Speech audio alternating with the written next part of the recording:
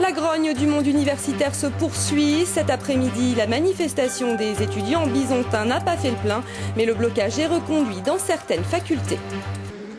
7e semaine de perturbations à l'université de Franche-Comté. Après les enseignants-chercheurs, les étudiants ont pris le relais de la contestation des réformes de l'enseignement supérieur.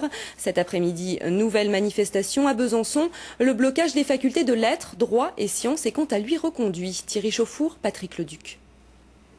Il faut faire vivre le VAB, le village autogéré de la Boulois.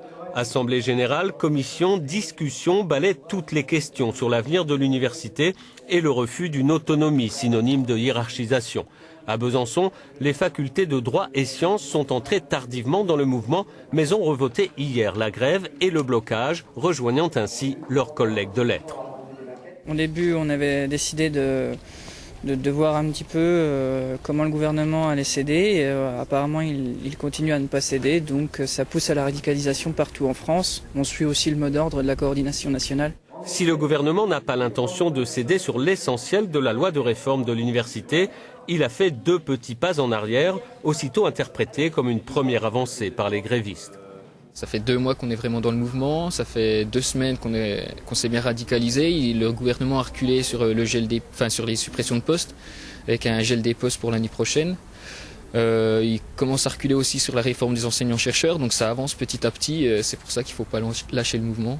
Voté à une large majorité, le blocage de la faculté ne fait pas l'unanimité.